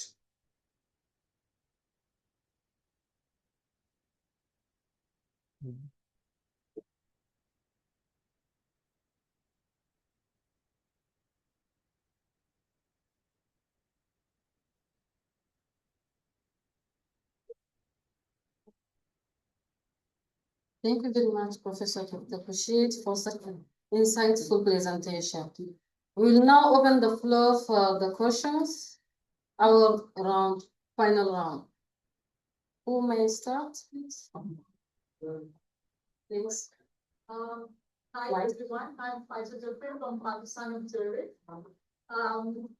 My question is that in this current age of disinformation, first of all, how do you really distinguish between the authentic scientific information from scientific myths? And also, how can media play a role jointly with scientists and scientific organizations to collectively verify and spread the positive news, the authentic news with regards to science? This is a very, very important question when we talk about Pakistan, basically, and when we talk about the developing countries. See, the problem is what I have mentioned also in my talk, that scientist is there, he has the result, but when he wants to convey the result, there are 2-3 methods through which he conveys the result. One thing, he talks to the media people, and media can be of different type, print media, interactive media, and anything. So actually, it is the responsibility of the media to check the news, whether it is a fake news, whether it is a disinformation or not. So the responsibility lies with the scientists, and also a confidence in a scientist that he is going to tell the truth and he is going to tell the real result. Now your responsibility to convey those results such as to the general public so it can be affected, they can be affected. And this is very important when I have talked about climate change. food security, and the AI, takes and emerging technology. So it all lies with the media. So media is between a scientist and the journalist. Next. And may I suggest your organization? Actually, I'm going to require detailed Ummah, because everybody talks about Ummah. And when we say OIC country is Ummah, right? So I think you should take the lead of detailed Ummah Vision 2030. Because it will bring two things together. One is Ummah and one is SDGs. So I think on the analogy of 25.0 with Japan in green line right now, I think it's the right time that under this organization, we should, and I'm ready to volunteer everything which I've done in the past. Ahmed sir, thank you so much. You know that now it is the world of digital. I didn't talk a lot because the topic was digital. So we are shifting automatically on the digital diplomacy and digital land. And it is taking place. And if we are shifting towards it. And I think we have to shift towards it. And you are right, we will take some steps in the future and thank you. Any comments, reflection, question? My name is Bashan, Ready Pakistani Islamic Bureau. I have seen that in the people who are in the helm of the affairs, they have a tempo about scientific, science here in this country. Tempo in the sense, I would say, that the ministers and the secretaries of the ministry who are in charge of the ministry of the region, their first priority is always go to get the ministry like interior, defense, and maybe some power industry, like petroleum.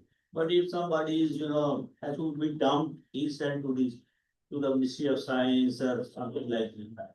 So when we have this type of attitudes, how you can, what is your perspective that can be evolved and can be like the Malaysia and Korea? You're absolutely right, but it is the responsibilities of the newspapers, media people to have a beat for the scientists too. So if you look at your procedure, do you have a beat? You are sitting here, and I appreciate that you are sitting here. But you should have people which are looking after the science in the media organizations. So you should have a people which are concentrating on that. So see, you have already mentioned that they give emphasis to those things, but nobody looks at the science. But really, science is the thing who produces result. Science is the thing what is taking community up. So you can look at it. So we can only pray. No pray, but develop a system in your organization. जवाब यह है कि local सवाल उसने पूछा तो तुम्हें बताओ ऐसा जरूर है कि सरदारान है जो ऐसी पोजीशन के लिए आते हैं जहाँ पे पावर क्योंकि हमारा नाम ऐसा है सोसाइटी के अंदर जो कवानीन का एहतराम उतना नहीं है तो इसलिए लोग ये चाहते हैं कि मेरे पास ताकत हो कि मैं भी वही काम कर सकूं जो मुझसे ज्यादा ताकतवर करते हैं मिसाल आप साफी है तो सिग्नल तोड़ के कुछ हो जाएंगे कि मैं भी ताकतवर हूँ सिपाही मुझे नहीं होते मतलब जितनी ताकत आपकी हो अगर मैं डिप्लोमेट हूँ तो मैं यहाँ शायद सिग्नल तोड़ने की हिम्मत नहीं करूंगा क्योंकि फायर मेरा ड्राइवर तोड़ देगा क्योंकि मुझे इम्यूनिटी है तो ये वो ह्यूमन नेचर है साइकोलॉजी है जिसके तहत हम जब प्लानिंग करते हैं प्लान इस तरह की तगो होती है कंपटीशन गलत चीजों में अब जैसे मिसाल आप PhD economic diplomats we are all diplomats like I'm the only PhD in economic diplomacy in the entire world तो इसका मतलब ये नहीं कि और भी हमारे जो है PhDs है मुख्तलिफ सब्जेक्ट्स के अंदर तो वो अपने अपने जो स्पेयर ऑफ इन्फ्लुएंस है उसमें they are doing their work और दे आर स्पेशलिस्ट अब डिप्लोमेसी की जब बात कर रहे हैं तो वहाँ स्पेशलाइजेशन की बातें हो रही हैं अब जैसे अफ्रीका स्पेशलिस्ट अब 10 साल मैंने सर्च किया पहली रिसर्च अफ्रीका इकोनॉमिक के साथ ये वो है तो now we are talking about to create Africa एक फोरम जिसके अंदर अफ्रीका के स्पेशलिस्ट डाले जाए तो इस तरफ तवज्जो इस वक्त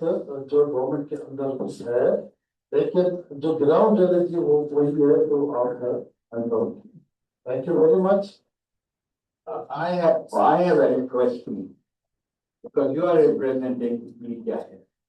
Whenever you go to the institution, your institution or your people who are, sending, your presence is very important. You are here. I'm glad to see. So which branch you belong to? I'm very Pakistani coming from, but I do here as a analyst of the different media that calling. Okay, so wherever you go, you should inculcate these things in the media people that you have to come and attend these meetings and these things. So they can understand what is going on, what is the scientists are doing, what we are doing to the. What else? We have such a big, let me ask you a question, it's very important. We have a big department of NDMA. But why every year so many people die of the flooding due to the climate change? What is the problem? So that was I mentioned in the beginning that why I started science communication, why I started science diplomacy, because the theme is the first purpose. Because I want to stop that people dying every year. So if we convey the good results, if we can convey the information, we can do things. Sir, I'd like to add one thing. I've worked in this part of the system of Pakistan for like 7 8 years. And I think there's a huge potential in the entrepreneurial system of Pakistan where external investors, foreign of course investors are coming in and putting in their money and everything. So I see that the concept that you have first talked about is a very important concept that I think is still needs a lot of attention. This science communication, and I think I'm going to also write an article on that, where we'll be highlighting your recommend and also. Let me give an example that I have floated many courses on the website. And I'm teaching in the and NDO and other places on the science communication and diplomacy in the Department of Foods and everything. Wherever I go, I teach. I am teaching the 450. I'm teaching online. I just came from Bangladesh. I taught there. How was there? And I'm proving this course for. I think we will continue the discussion. Yeah, for at the time of the Haiti. Now, I want to move for the presentation of certificates for.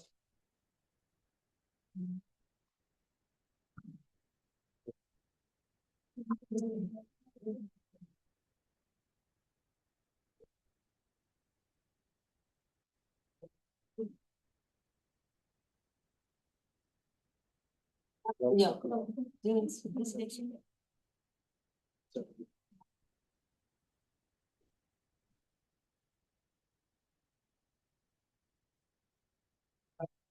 Ladies and gentlemen, may now I respectfully invite Mahmoud Assir to kindly present the commemorative shield to our distinguished speakers. May I kindly invite His Excellency, Mr. Ambassador Dr. Ahmed Ali Sohi, to receive the.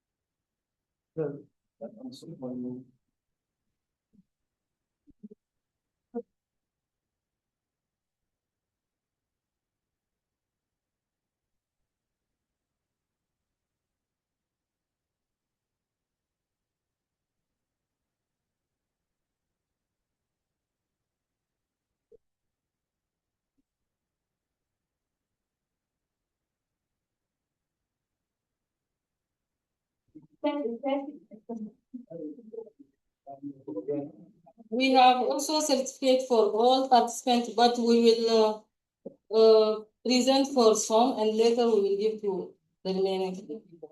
May I ask Dr. Walid Hamas? Walid Hamas. Go quick, all everyone.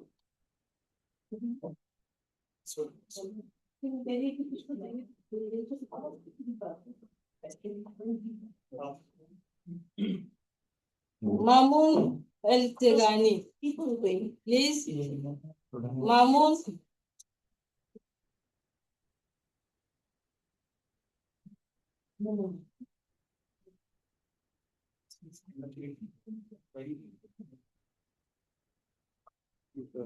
Mahmoud Hussein. Mohammed Hussein. Shahid Mansour. Abdul Aziz. Zara Ali.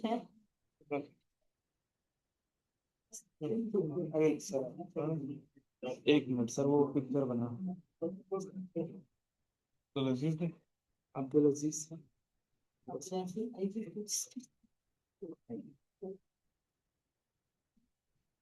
Zara Ali. Tina. Tina. all the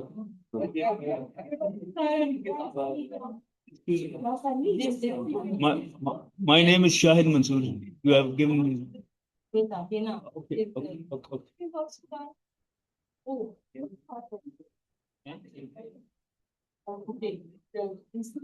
Pizza Sohail. Give to Zara. For Zara. This is Hina. Hina is here. Pizza. Amar Jafri.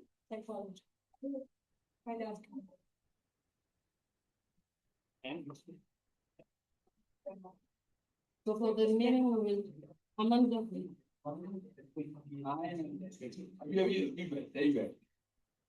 This is for Hina. She's here. For Hina. Hina is here. Pizza is here. Like some boy. So for the no, this is for pizza. After pizza.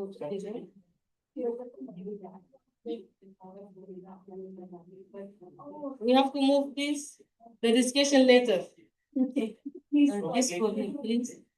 For you, please. Pizza.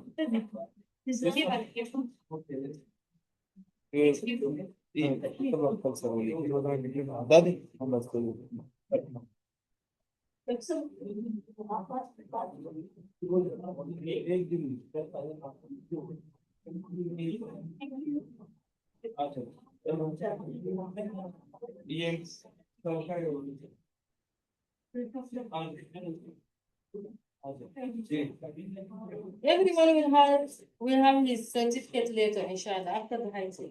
Please.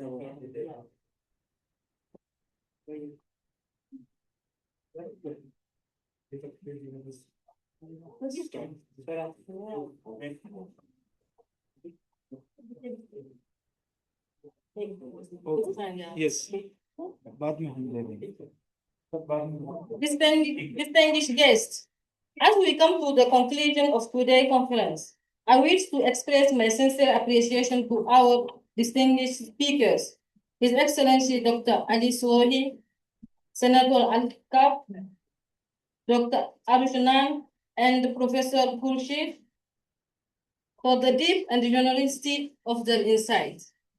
I also extend my heartfelt thanks to all participants, in person and online, for your active engagement and meaningful contribution, and to His Excellency Professor Dr. Iqbal Chaudhry for his vision in placing this conversation on comstech agenda.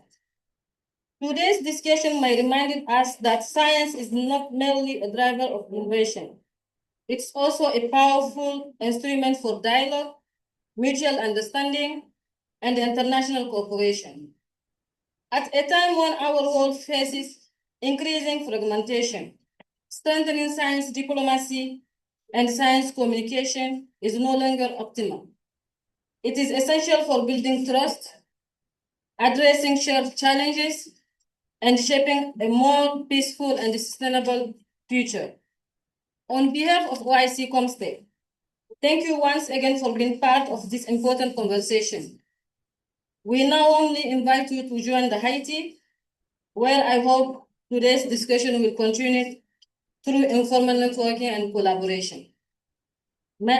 We ask Allah subhanahu wa ta'ala to bless our efforts and to guide us toward what is beneficial for our nations and our future. Thank you very much. Assalamu alaikum. Yeah.